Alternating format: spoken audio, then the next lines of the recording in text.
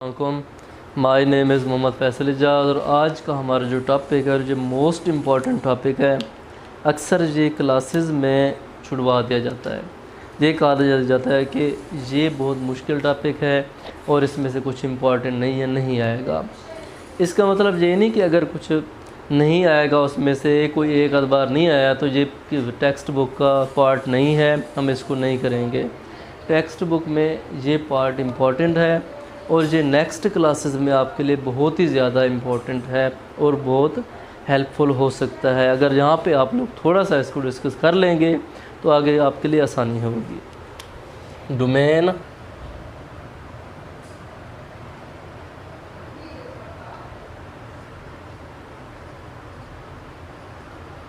Range,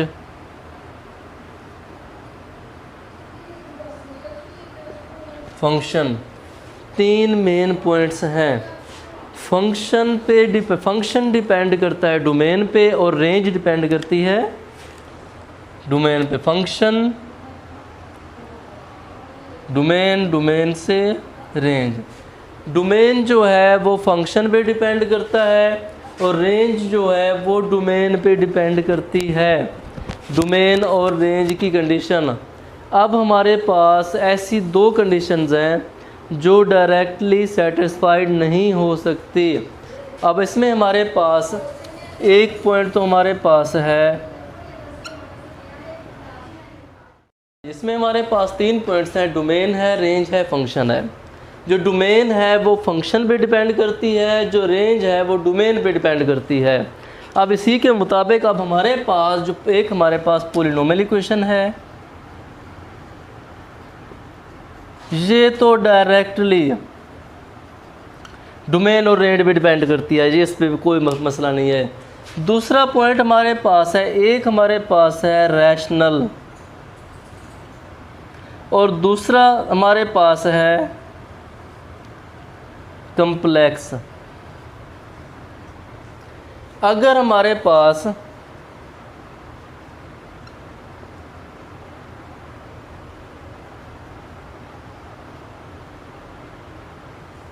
polynomial function है तो वो डायरेक्टली उसकी डोमेन भी वही होगी, रेंज भी वही होगी, set of real number total होंगे, क्योंकि इसके अंदर दो पॉइंट्स नहीं होते। इसमें रैशनल फंक्शन में क्या कंडीशन बन सकती है, अगर हमारे पास डिनोमिनेटर ज़ीरो हो गया तो अनडिफाइंड की कंडीशन होगी, तो ये इस पे लाई नहीं करेगी।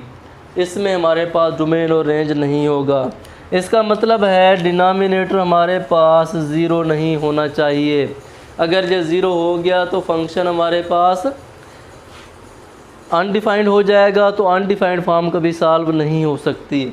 सेकंड है कम्प्लेक्स फॉर्म, कि अगर कोई क्वेश्चन हमारे पास उसका आंसर नेगेटिव आ जाता है तो ये फॉर्म हमारे पास कम्प्लेक्स बन जाएगी, इयोटा की वैल्यू बन जाएगी। तो ऐसी फॉर्म को हम इंक्लूड नहीं करते डोमेन और रेंज में, कि कोई भी कम्प्लेक्स नंबर स्क्वायर रूट की फॉर्म में अगर हमारे पास फंक्शन है उसके अंदर स्क्वायर रूट की फॉर्म में ऐसा नंबर जिससे आंसर नेगेटिव में बने तो वो हम उसके अंदर इंक्लूड नहीं करेंगे, ना वो डोमेन का हिस्सा होगा ना ही वो रेंज का। फर्स्ट ऑफ ऑल जब वो डोमेन का हिस्सा नहीं बनेगा तो रेंज का कैसे बनेगा, रेंज का हमने बनाना ही नहीं है। तो अब हमारे पास इसी के मुताबिक क्वेश्चंस हैं। पहला हमारे पास है g of x is equal to 2x plus 3। Function हमारे पास है g ऑफ x। ये हमारे पास फर्स्ट पार्ट है क्वेश्चन नंबर 4 का। अब इसकी डोमेन एंड रेंज, डोमेन और रेंज इसकी फाइंड करनी है। डोमेन क्या होगी, पहले इसके लिए सिंपल सी एक टेबल बना लेते हैं। ये x है, ये g ऑफ x है। 0 1 2 3 -1 -2 -3। अब हम देख सकते हैं रैशनल फॉर्म में नहीं है, p ओवर q की फॉर्म में क्वेश्चन है ही नहीं, कम्प्लेक्स फॉर्म नहीं है, ये ही नहीं है, तो कौन सी फॉर्म में क्वेश्चन हमारे पास गिवन है, पॉलिनोमियल फॉर्म में है। लीनियर फंक्शन भी पॉलिनोमियल फॉर्म है। तो इसी फॉर्म में हमारे पास जी ऑफ एक्स, एक्स की जगह पे अगर हम ज़ीरो पुट करते हैं, G of zero 2 into zero plus 3, तो आंसर आ गया हमारे पास 3। अब जी ऑफ 1 पुट करते हैं तो 2 इंटू 1 प्लस 3, 2 प्लस 3, आंसर हमारे पास बन गया 5। जी ऑफ 2 पुट करते हैं तो 2 इंटू 2 प्लस 3, 4 प्लस 3, आंसर आ गया हमारे पास 7। 3 पुट करते हैं तो 3 टू 6 प्लस 3, आंसर आता है 9। अब नेगेटिव की तरफ जी ऑफ -1 वैल्यू पुट करते हैं, 2 इंटू -1 प्लस 3, तो -2 प्लस 3, आंसर आ गया 1। जी ऑफ -2 वैल्यू पुट करते हैं, 2 इंटू -2 प्लस 3, -4 प्लस 3, आंसर आ गया -1। उसके बाद -3 वैल्यू पुट करते हैं तो ये हमारे पास 2 इंटू -3 प्लस 3, -6 प्लस 3, आंसर आ गया -3। अब ये वैल्यूज़ हमारे पास बन गई है। अब इसमें हमारे पास डोमेन क्या होगा, रेंज क्या होगा। अब इसमें हमने सिर्फ ऑब्ज़र्व करना होता है कि इनिशियल वैल्यूज़ में से कौन सी वैल्यू ऐसी हैं जो कम्प्लेक्स फॉर्म बनाती हैं, जो रैशनल फॉर्म बनाती हैं। मेन मकसद है कि हमें अनडिफाइंड फॉर्म नहीं चाहिए, कम्प्लेक्स फॉर्म नहीं चाहिए। अब इसमें जो भी वैल्यू पुट करते जाओगे रियल आंसर आता जाएगा। तो इसकी डोमेन हमारे पास क्या होगी, डोमेन ऑफ फंक्शन। तो इसमें डोमेन हमारे पास जो होगी, तो ये हमारे पास इसको लिख सकते हैं सेट ऑफ रियल नंबर्स, या माइनस इन्फिनाइट से इन्फिनाइट भी लिखा जा सकता है। जो रेंज होगी हमारे पास, रेंज ऑफ फंक्शन, फंक्शन हमारे पास जी है तो रेंज भी हमारे पास वही आएगा सेट ऑफ रियल नंबर, या हमारे पास माइनस इन्फिनाइट से इन्फिनाइट तक। तो इसको हम कभी क्लोज इंटरवल में नहीं लिख सकते क्योंकि इन्फिनाइट वैल्यू ऐसी वैल्यू है जिसकी कोई लास्ट टर्म नहीं है। Infinite form has no last term, उसकी कोई आखिरी टर्म नहीं है, इसलिए इसको ओपन लिखते हैं। ये तो थी पॉलिनोमियल फंक्शन की कंडीशन। अब हम आते हैं मेन सेकंड। पहले थर्ड को देख लेते हैं, फिर सेकंड को देखते हैं। थर्ड फॉर्म में हमारे पास x² - 4 है, तो इसको कैसे डिस्कस करेंगे।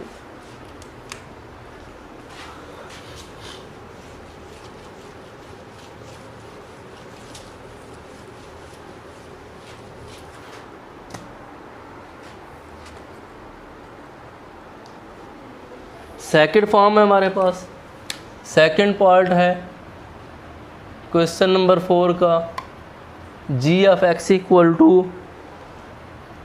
x² - 4। हाँ जी, कौन सी फॉर्म आ गई है, थर्ड फॉर्म आ गई है, कम्प्लेक्स वाली कंडीशन। इसमें देखते हैं कि कौन से पॉइंट क्रिटिकल हैं, कौन से पॉइंट क्रिटिकल नहीं हैं। सिंपल से एक टेबल ऑर्गेनाइज करते हैं, सेम मैक्सिमम वही 3 तक ले जाएंगे उसकी वैल्यूज़ को।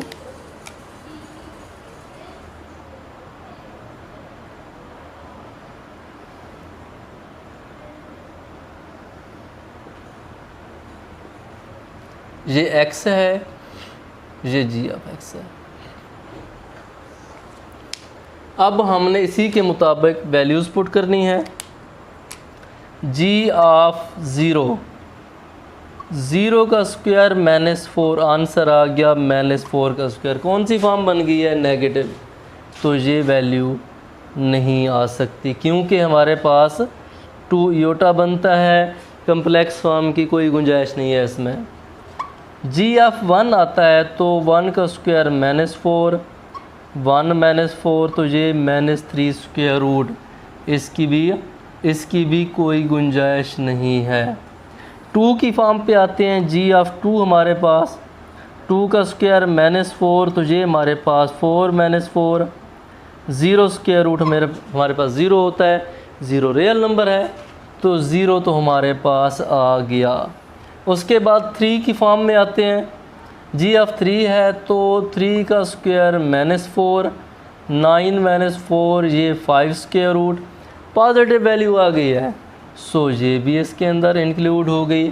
सेम नेगेटिव की फॉर्म में आते हैं, -1 पुट करते हैं तो हमारे पास भी वही वैल्यू बनती है, -3 इसकी भी कोई गुंजाइश नहीं है। -2 वैल्यू पुट करते हैं तो भी हमारे पास -2 पे 0 आंसर आता है, ये भी हो गया। -3 वैल्यू पुट करते हैं तो भी हमारे पास 5 स्क्वायर रूट बनता है। तो कंडीशन इसके मुताबिक हमारे पास कौन से 3 ऐसे नंबर हैं जिनको हम इसके अंदर नहीं लेके आ सकते, वो 3 नंबर हमारे पास ये है, इनको हम नहीं यूज़ कर सकते। इसके अलावा बाकी सारे नंबर, इधर से भी पॉजिटिव आंसर्स हैं, इधर से भी पॉजिटिव आंसर्स हैं। तो हम इसको किस तरह शो करेंगे, लिखने का मेथड क्या होगा, डोमेन और रेंज कैसे हम इसकी लिखेंगे।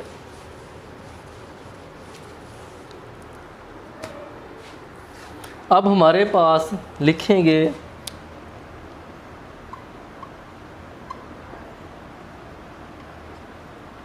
Domain of function. तो इसमें हमारे पास 3 नंबर्स हैं। पहले तो हम ओपन करेंगे -∞, क्लोज़ करेंगे -2। कहाँ पे क्लोज़ है ये हमारे पास नंबर, ये नंबर हमारे पास इस पॉइंट पे क्लोज़ है, इधर से ओपन है, जा रहा है।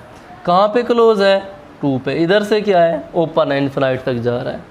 तो साथ में हम लेंगे यूनियन और लिखेंगे क्लोज़ कहाँ पे करेंगे, 2 पे, ओपन कहाँ पे करेंगे, इन्फिनाइट पे। तो ये डोमेन लिखने का मेथड है। दोबारा से बताता हूँ, देखिए इसमें हमारे पास डोमेन और रेंज 3 नंबर्स को हम डायरेक्टली नहीं लिख सकते कि एक्सपेक्ट दिस। एक नंबर होता तो हम उसको set of real number expect एक नंबर उसको करली ब्रैकेट में लिख देते हैं। तो ये हमारे पास फॉर्म है कि अगर सिंपल सी फॉर्म है, लिखते हैं -∞ से इन्फिनाइट, इसके दरमियान से हमने 3 नंबर को उड़ाना है। कहाँ पे, आखिरी नंबर। अब एट लीस्ट नेगेटिव में बड़ा से बड़ा नंबर कौन सा है, -2 है। पॉजिटिव में छोटे से छोटा नंबर कौन सा है, 2 है। तो ये फर्स्ट, ये लास्ट, क्योंकि हमारे पास इस फॉर्म में, इस फॉर्म में इधर से बढ़ता जा रहा है, इधर से कम होता जा रहा है। इसी के मुताबिक हमने लिखना है। रेंज क्या होगी हमारे पास,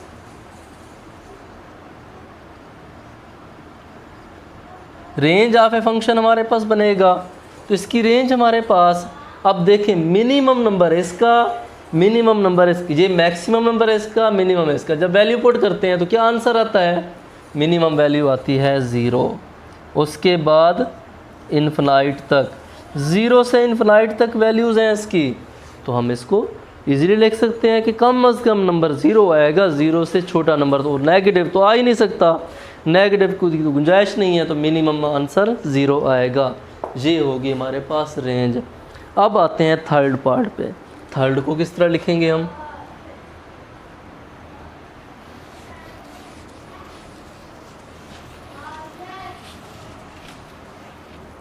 ये भी कंडीशन हमारे पास वही थर्ड है।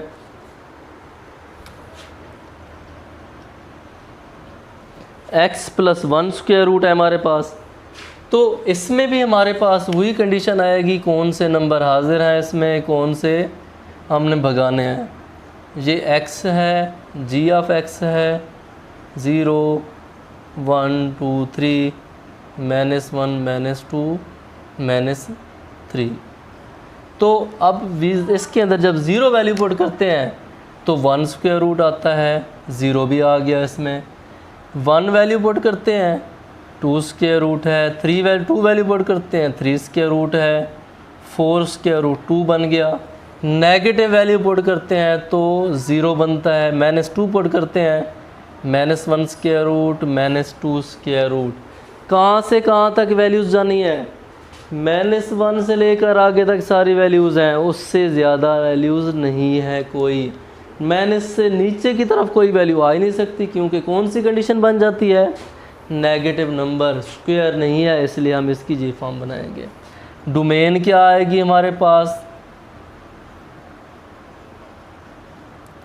डोमेन ऑफ फंक्शन, फंक्शन की डोमेन हमारे पास, तो ये हमारे पास domain of G equal to -1 से लेकर इन्फिनाइट तक। तो रेंज क्या आएगी हमारे पास,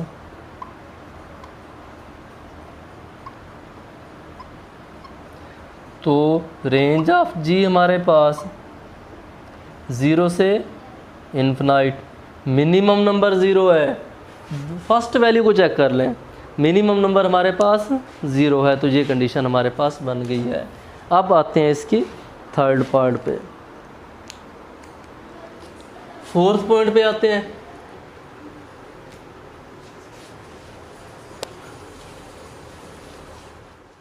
नंबर 4, फोर्थ पार्ट है इसका, जी ऑफ एक्स हमारे पास है x-3 एब्सोल्यूट वैल्यू। अब first of all absolute value को डिस्कस करते हैं।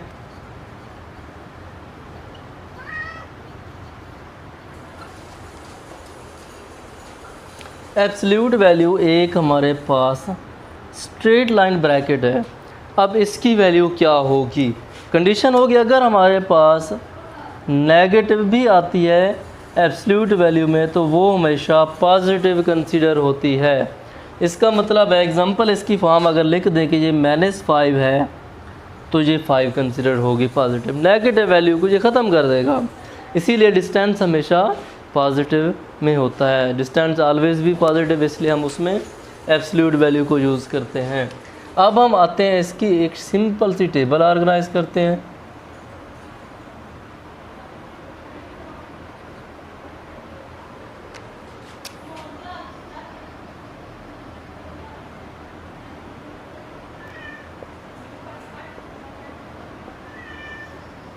अब इसमें हमारे पास x 0 पुट करते हैं तो ये हमारे पास g ऑफ x 0 -3, तो ये हमारे पास -3 पॉजिटिव 3 आ गया। 1 पुट करते हैं 2 बनता है, 2 पुट करते हैं 1 बनता है, 3 पुट करते हैं तो ये 0 आता है। -1 पुट करते हैं पॉजिटिव 4 5 6, तो हमारे पास ये नेगेटिव से पॉजिटिव सारी वैल्यूज़ इंट्रोड्यूस होती हैं, नेगेटिव भी आती हैं इसमें, पॉजिटिव भी आती हैं। तो अब हमारे पास इसकी डोमेन क्या आएगी, रेंज क्या होगी।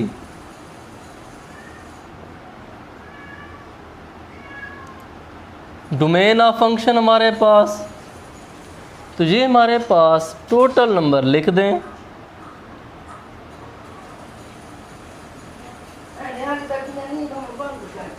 सेट ऑफ रियल नंबर हमारे पास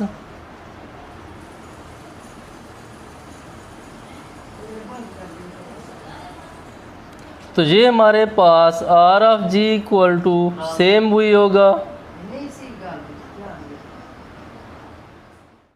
हाँ जी। डोमेन हमारे पास set of real number, range हमारे पास वो भी सेट ऑफ रियल नंबर है। तो ये हमारे पास फोर्थ पार्ट था। अब हम फिफ्थ पार्ट की तरफ आते हैं। अब फिफ्थ पार्ट जो पार्ट हमारे पास है पीस वाइज फंक्शन है।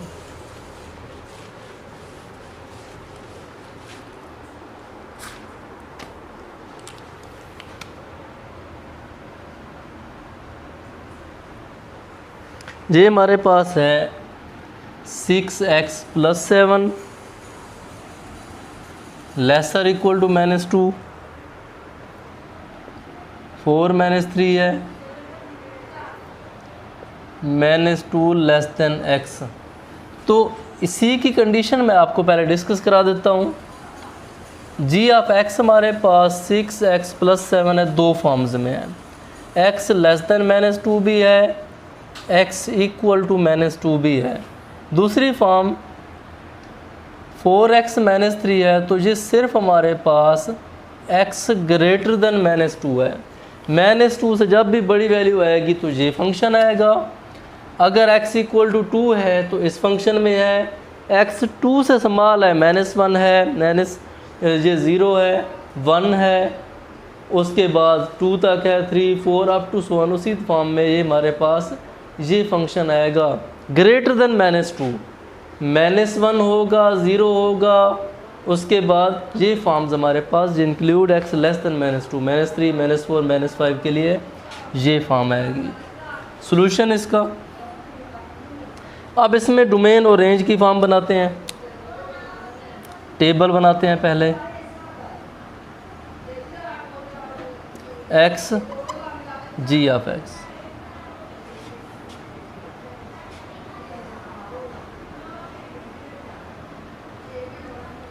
ये हो गया 0 1 2 3 -1 -2 -3 -4।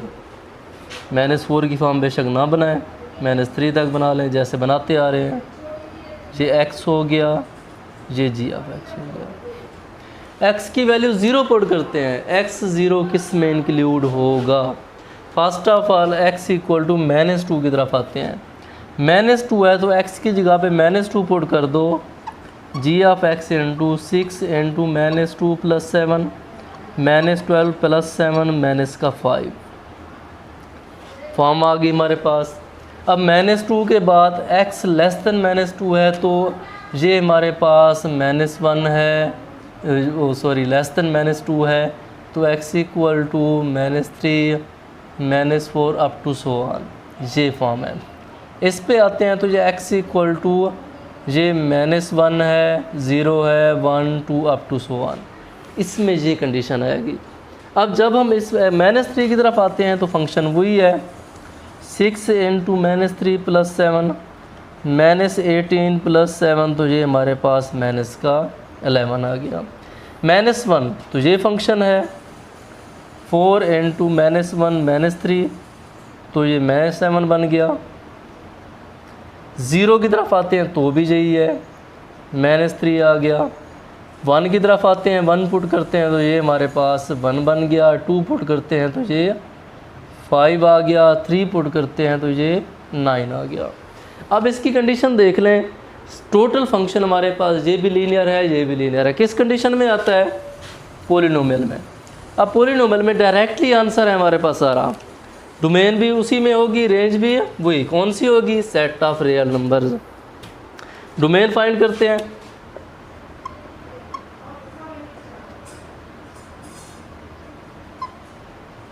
डोमेन ऑफ फंक्शन हमारे पास -∞ से इन्फिनाइट टोटल इसके अंदर।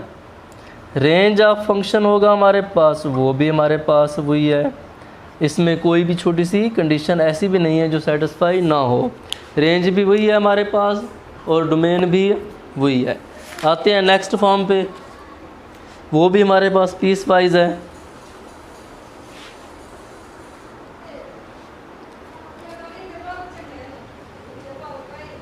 सिक्स पार्ट करेंगे अब साल।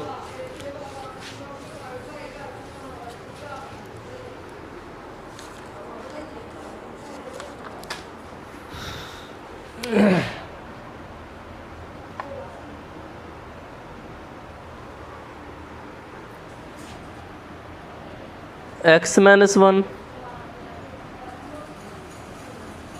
दूसरा फंक्शन हमारे पास होगा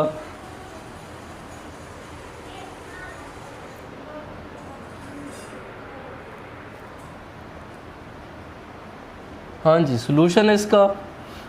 दोनों फंक्शन कौन से हैं? ये भी लीनियर है, ये भी लीनियर है। किस में आते हैं? पॉलिनोमियल फंक्शन में। अब इसके लिए हम फर्स्ट ऑफ ऑल इसकी सीक्वेंस बना लेते हैं। x-1 है तो x less than 3 mean x equal to हमारे पास आ जाएगा 2 आएगा, 1 0 नेगेटिव वैल्यू सारी टोटल। इस पे आ जाएंगे 2x + 1 है, x इक्वल टू 3 भी है, x लेस देन 3 है। जब लेस देन 3 है तो हमारे पास x इक्वल टू है और x ग्रेटर देन है। जब ग्रेटर देन है तो x equal to 4 5 6 up to so on सारी वैल्यूज़ आएंगी। अब इसमें हमारे पास एक टेबल बनाते हैं। टेबल के मुताबिक फंक्शन को सिंपलीफाई करेंगे। x है, g ऑफ x है, 0 1 2 3। x 0 पुट करते हैं तो किस फॉर्म में आता है? फर्स्ट ऑफ ऑल इसमें 3 x इक्वल टू 3 की तरफ आते हैं। x equal to 3 value put करते हैं तो ये फॉर्म हमारे पास बनती है x इक्वल टू 3 तो ये हमारे पास g ऑफ x 2×3+1 आंसर बनता है 7। 3 अब 2 पुट करते हैं तो ये हमारे पास बनेगा 2 - 1 आंसर आ गया 1। 1 पुट करते हैं तो 1 - 1 0। 0 पुट करते हैं तो -1। -1 वैल्यू पुट करते हैं तो फॉर्म क्या बनेगी? -1 भी वही आएगा, -2 -3 -4 अप टू सो ऑन। तो कंडीशन क्या बनती जा रही है? वही कंडीशन बन रही है हमारे पास कि इसमें टोटल पीस वाइज फंक्शन है। कौन सी फॉर्म आती जाएगी? ये वाली। अगर 3 से बड़ी वैल्यू आती तो इसको हम रिपीट करते हैं।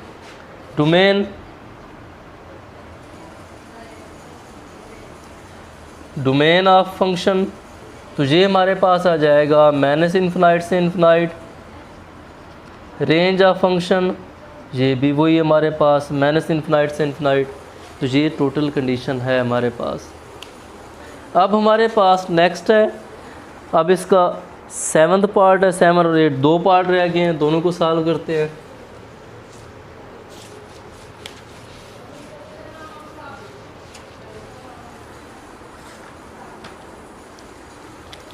पार्ट 7 है तो ये हमारे पास है g(x) इक्वल टू हमारे पास है x² + 3x + 2 ओवर हमारे पास x + 1। x is not equal to -1।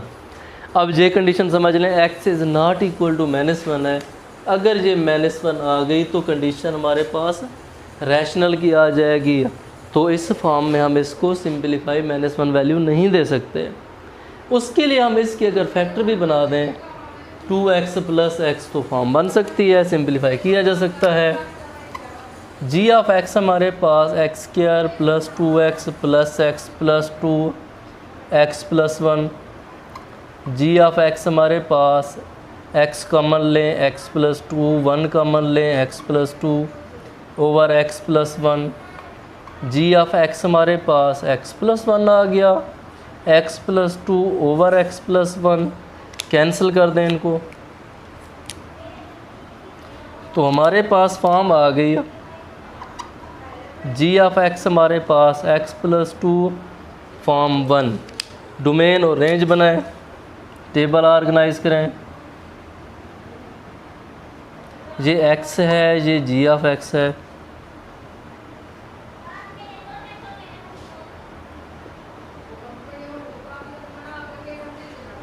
x = 0 put करते हैं तो ये बनता है 2। 1 पुट करते हैं 3, 2 पुट करते हैं 4, 3 पुट करते हैं 5। -1 तो ये 1 आ गया, -2 0, -3 -1। तो जो डोमेन हमारे पास बनेगी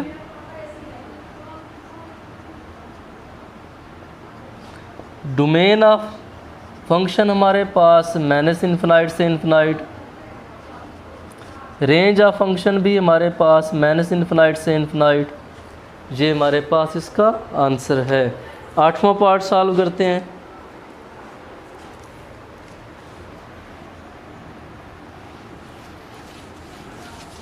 वो भी हमारे पास जी रैशनल फंक्शन है।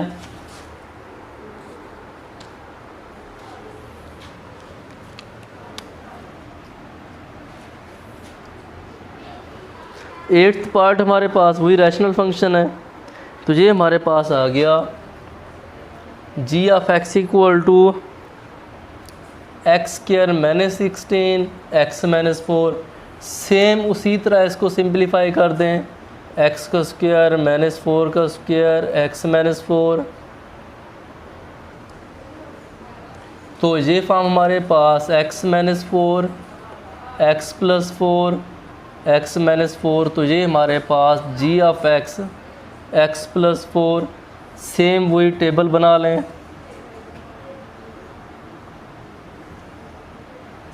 x g(x) 0 1 2 3 -1 -2 -3। 0 पुट करते हैं 4, 1 पे 5 6, ये 7 3 2 1। तो सेम वही हमारे पास डोमेन जो आएगी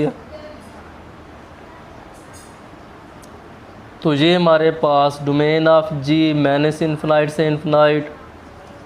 range of g minus infinite से इन्फिनाइट। ये हमारे पास क्वेश्चन नंबर 3 डोमेन और रेंज का कंप्लीट हो गया है। तो फिर अब नेक्स्ट क्वेश्चन की तरफ आते हैं।